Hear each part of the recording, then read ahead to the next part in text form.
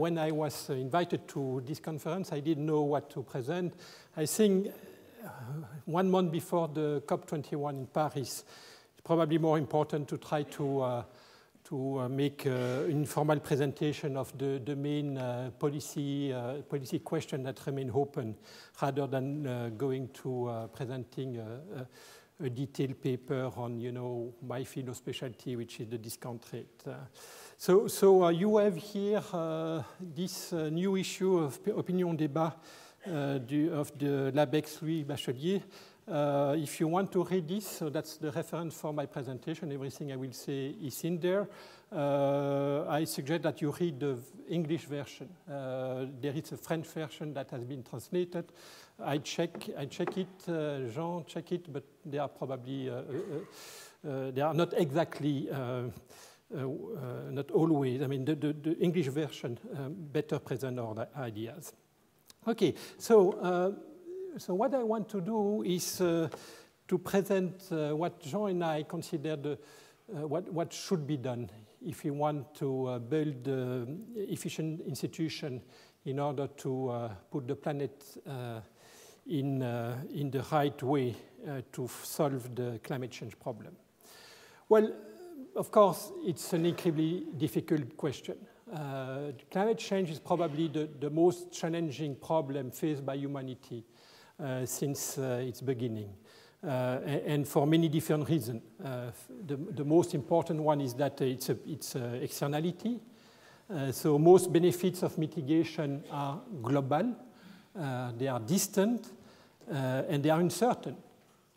Well, that means in particular that if you look for France, for example, France will bear 100% of the costs associated to its effort to reduce the emission, but then probably get only 1% of the benefits of this effort. So it's an externality, okay? And the consequence of that is that nobody gets the right incentive to make what would be socially desirable to do. Moreover, even if we imagine a country that would like to do the good for humanity, bearing the costs, not getting most of the benefit, it will be difficult in the context of climate change because of what we call the carbon leakage. Okay, the carbon leakage means that, if, for example, France would decide alone to put in place an ambitious plan to reduce emission, that will reduce the competitiveness of its industry. And therefore, that will imply that there will be delocalization of employment, of wealth creation, and probably the net effect will be zero. And so the effort of France will not be for the benefit of the climate, but rather it will be for the benefits of those other countries who would not make the effort. So that's the second reason why climate change is a particularly complex and challenging problem. Moreover, we need to think that climate change comes from burning oil and gas and coal. And those current owners of those resources will probably react to any action that will induce us to reduce the consumption of those goods. They will probably reduce their price. Okay? At the end of the day, if we don't get some coordination at the level of the planet, it's likely that this cheap source of energy, oil, is much cheaper than any other source of energy. That will be burned by someone, somewhere. Okay? And so we really need a collective, a big coalition in order to fight those different challenges that could lead to an efficient solution. And moreover, the climate change problem is linked to inequalities, worldwide inequalities. Okay, many people, in particular developing countries, want to link the problem of fighting climate change with the problem of reducing inequalities. And that adds an additional degree of complexity into the problem, in particular because we don't have any clear definition of what is fairness, what is inequalities, what is, in this context of climate change, what is the definition of common but differentiated responsibilities.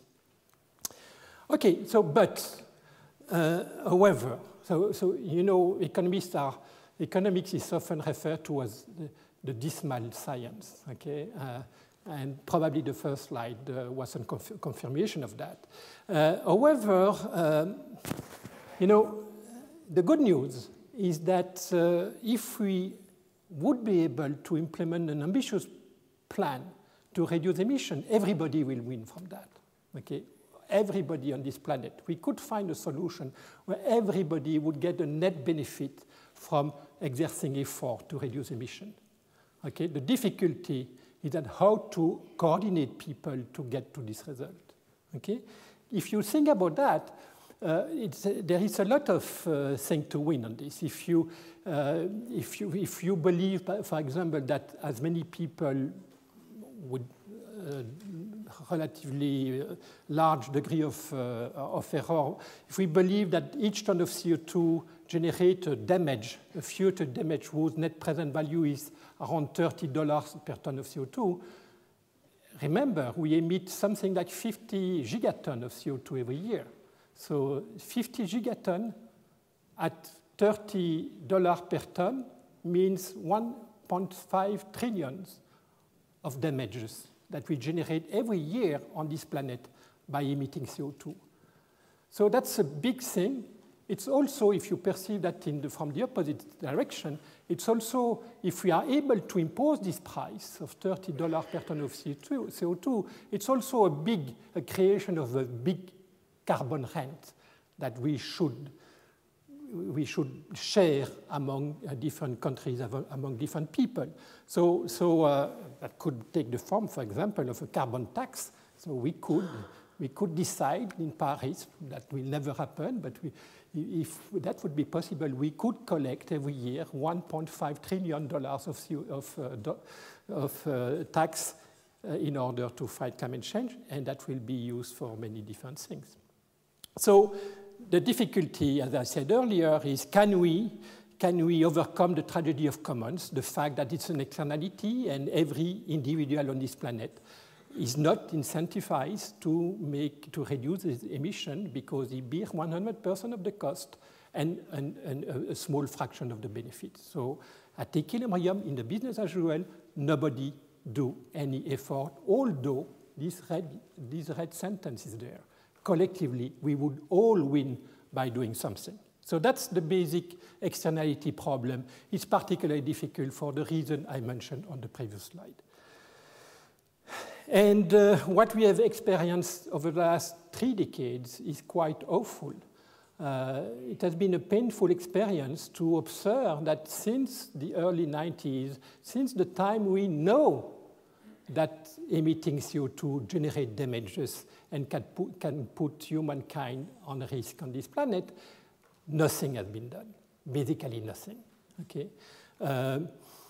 From Kyoto 1997 to Copenhagen, there has been a striking contrast between the long-term commitment to reduce emission by the year 2050, for example, and almost nothing in terms of short-term commitment.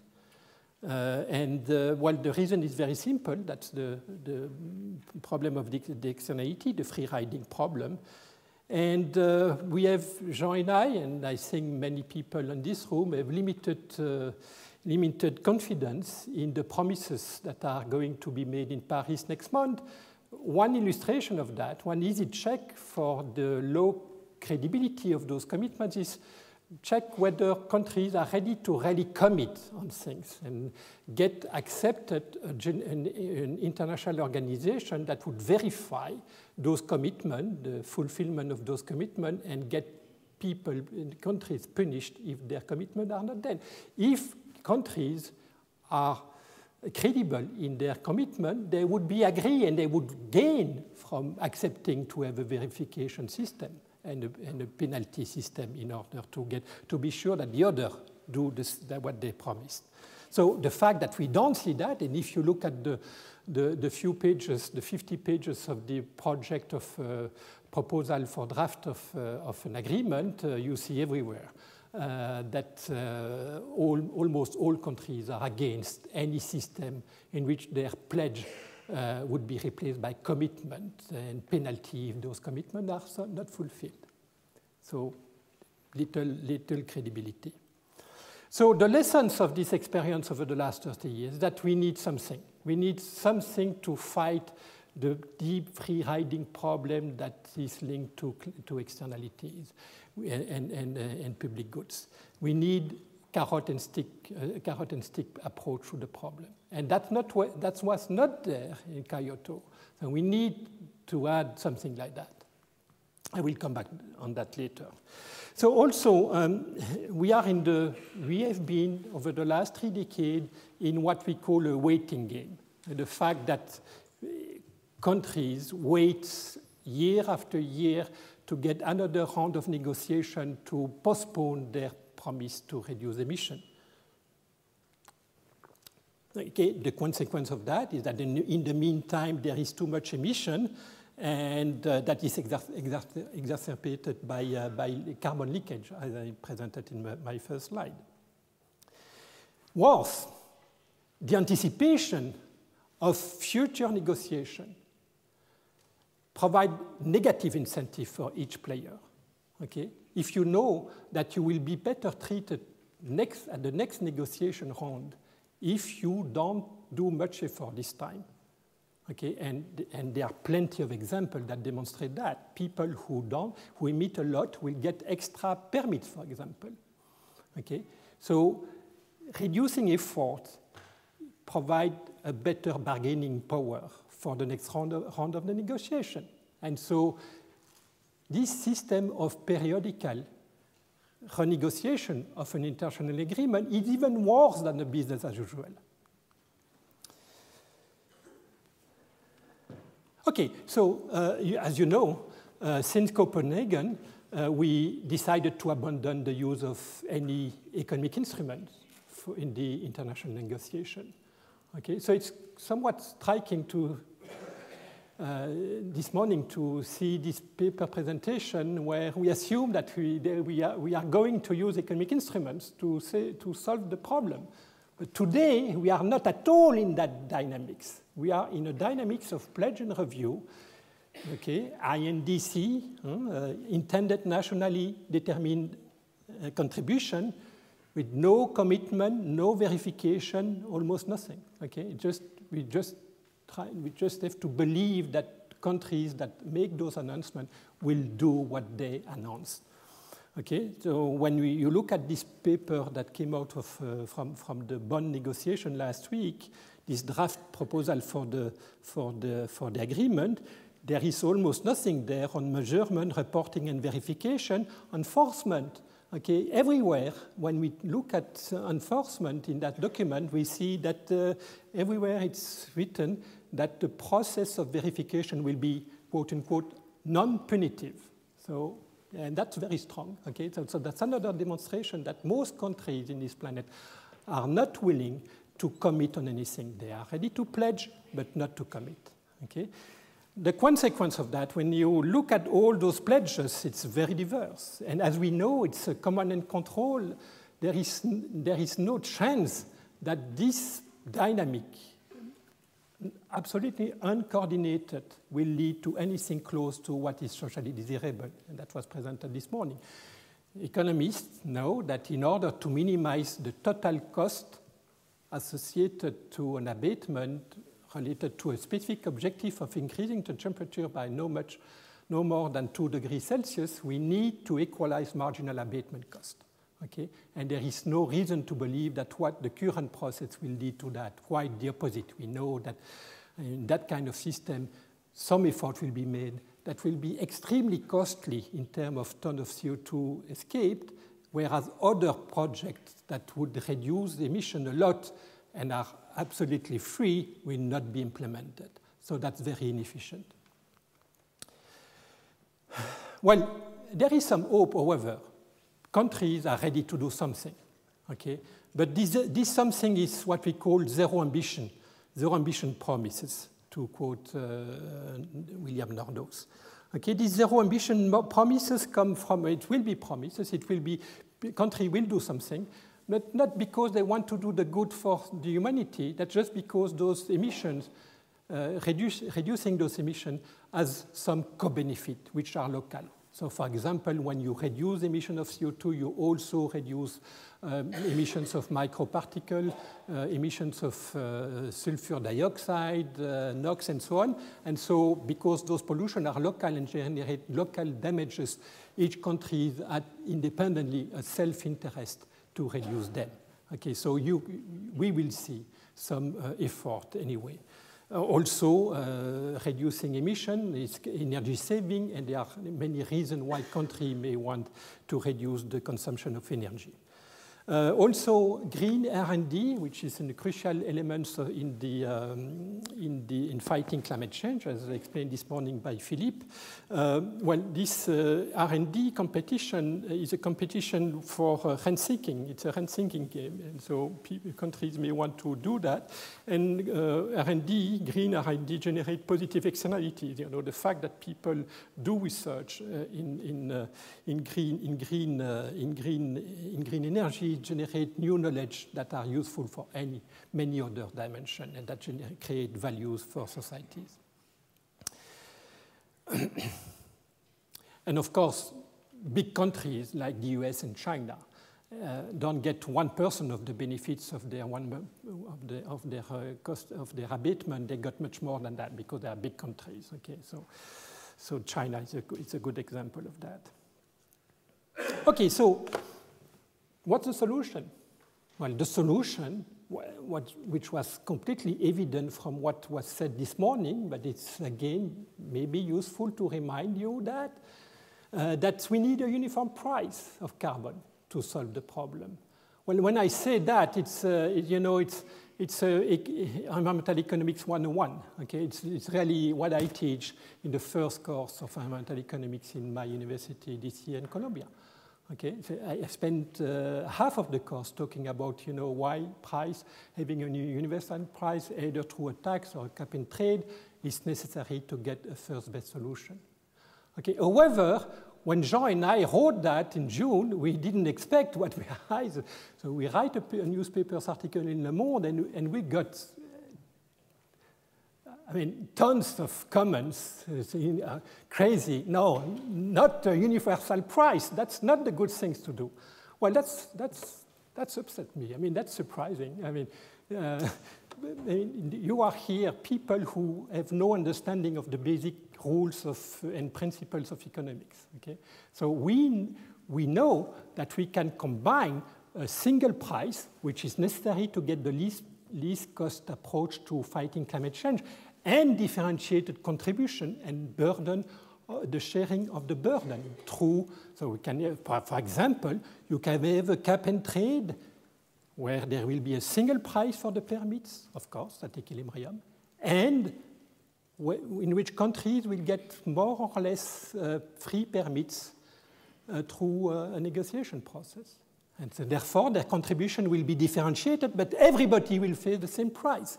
Why is it desirable that everybody face the same price? Because each molecule of CO2 on this planet, whether it's burned here in Paris by a coal plant or in New York by a driver of a car, generate exactly the same damage in the long run. So we need, in order to force people to internalize this damage, we need them to face the same price, which is equal to the marginal damage. Okay, so that's the standard, again, environmental economics 101. I'm surprised that it's still in debate, okay? But maybe we can talk about that later on. Okay, so this single price, it's simply the polluters pay principle, okay? And it's orthogonal to the problem of the sharing of the burden of the cost of fighting climate change. And this sharing can be done either through allocation of free permits or through a green climate fund. Okay, well, innovation is important. In order to fight the climate change in the long run, today there is no mature technology that can, even including the price of carbon, that can fight and compete with gas, for example. So we need to innovate. we need to improve technologies in order that once we include this price of carbon, those new technologies will be able to compete with gas, coal, and fuel. And so in order to do that, we need to provide the right incentive to innovators. And in order to provide the right incentive to innovators, we need to commit on a price path. Okay, what is important for R&D is to know that once we get this innovation, the market value of the innovation will be large enough to compensate for the investment in R&D. And in order to get the price large enough for the innovation, we need to commit on a price of carbon in the distant future. Okay, so we need not only to determine a price of carbon today, but we need to determine a price of carbon for the next 50 years. Of course, the problem is that, as said this morning, there are many uncertainty about the damage, the future abatement cost, because there will be innovation, and therefore we don't know what is the desirable price of carbon in 20 years from now. So we need flexibility. We don't need too much flexibility because sometimes, some countries, once those technology will be there, some countries may decide to drop any price of carbon, and that we call the hold-up problem. Okay? Once people have done the investment, we don't need the price in carbon anymore because the investment has been done. Okay? Well, so we need to think about that. What the important message here is that we need to commit on the price of carbon for many years, not only for the next 5 years. Okay, so 2 policies instruments. Marty talked a lot about that this morning. So the idea is to negotiate on a price, a universal price, as you understood, or on a quantity, on a cap, allocating these caps among the different countries and allowing the countries to trade those permits on the market that will generate this price, this universal price. And in both systems, what is important is subsidiarity. That is, how different countries will implement this price is open. It could decide to impose this price through, cost-benefit analysis of different investment, imposing this price to the public sector when they make public policies in evaluation, or imposing a market for permits.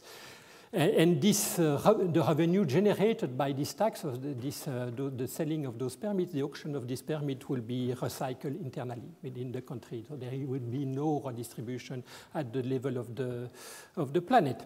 And what is crucial, and what Marty said this morning is really crucial, and I understand that this has not been tried under Kyoto. And the idea is that I will if you will. Okay, I will put a price on carbon here in France if you put a price on carbon in China. And that will be the same price. And therefore, when I think about the French position about what should be, on what price of carbon I should vote, I take into account of the fact that if I raise my price, China will have to raise its price also. Okay?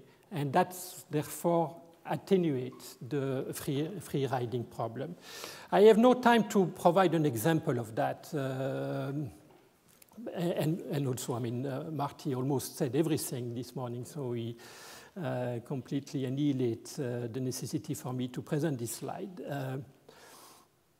What is important to remind, so independently upon whether you prefer negotiating on a single price, Jean and I, we believe that we could also negotiate on a single quantity per capita. So the alternative of what Marty said this morning is, okay, let us negotiate on the emission per capita. So we would give China and the US and Europe a number of permits which is proportional to their population. And we would say, okay, there will be 7 tons of CO2 per capita, or 6 or 5 or 10, and every country will have to face this cap. Okay, of course, well, and so this is a single negotiation system, single one-dimensional negotiation system that has, I believe, exactly the same characteristic than the one proposed by Marty. The difference is, of course, that for the US, it's not a good deal. Of course, the United States prefer to negotiate on a single price, okay? Because we know US people emit twice as much as French people, and for China, that changes every year, so I'm not able to follow that. So you see that, of course, negotiating on price or quantity, different countries, different citizens may have different attitude toward that. And I think in the long run, on an ethical ground, in 20 or 30 years, we will have to have a system where the allowance of emission will be the same for every individual on this planet. Okay. Okay, thank you, Roger. 5 minutes.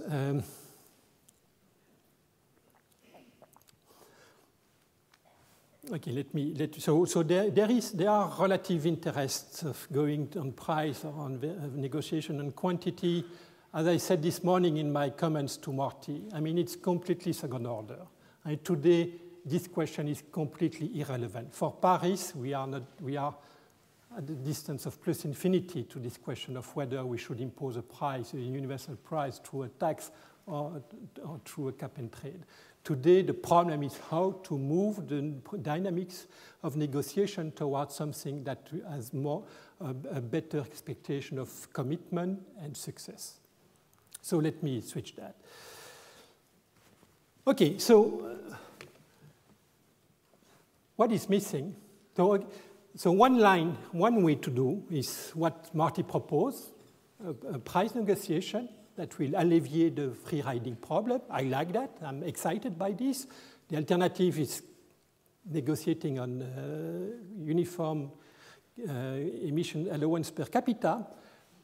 Something more important, or as much important as this one, is, as Marty said this morning in his conclusion, we should also impose a system that will imply that we will not start again a Kyoto-like process where countries will commit on something and then renege and then not voting the agreement in the Congress and at the end of the day, you know, Kyoto went nowhere. And even in the EU ETS, the current price of permits on the EU ETS is less than €7 per ton of CO2. That just European Union prefer to give up the thing rather than reducing the permit on the market to support the price, just because they knew that they are alone and they face the carbon leakage problem.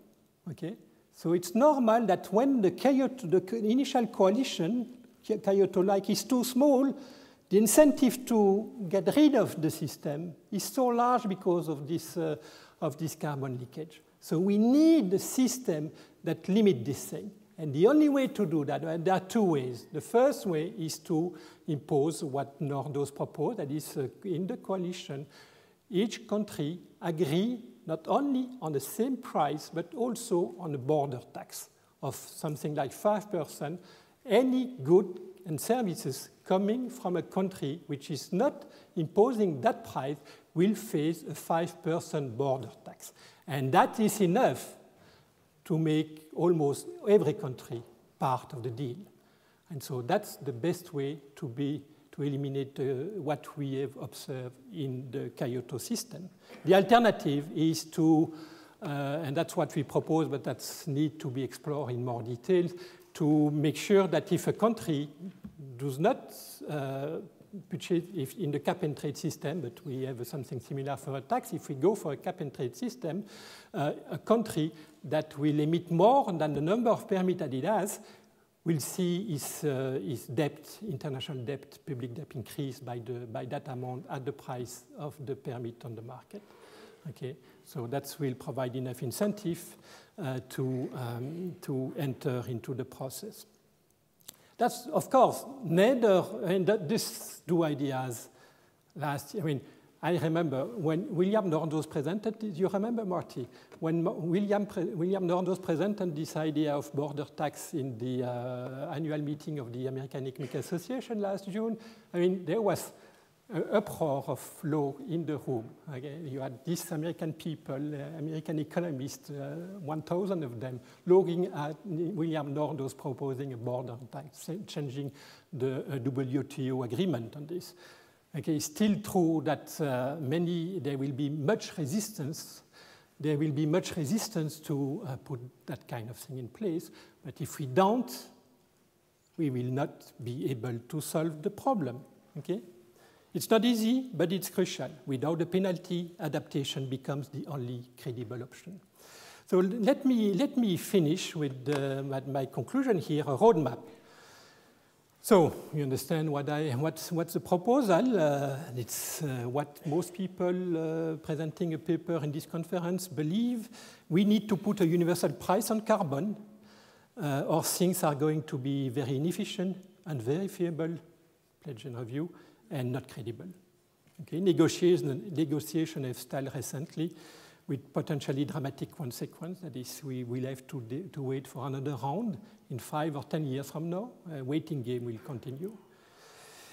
Instead of looking for inefficient patches, our cheap pledges agree on short actions and first get an agreement on a good governance, a part of universal carbon price and environment strategy, WTO, IMF, an independent, and that's important, I didn't mention that earlier, an independent emission tracking system to measure country emissions. It seems that we now have the technologies to have satellites controlling with the high precision by the year 2020 to 2021.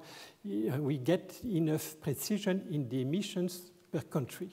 Okay, we can even go more precisely to cities, for example. And eventually, and I didn't talk about that, but it's very important, we also, in association to this single price system, we need to negotiate a redistribution, a sharing of the burden of this tax, of this system, in particular in favor of the developing countries, and that's an open question. And that's probably one reason Paris will be difficult to get an agreement on this. Okay, I'm done. Thank you very much.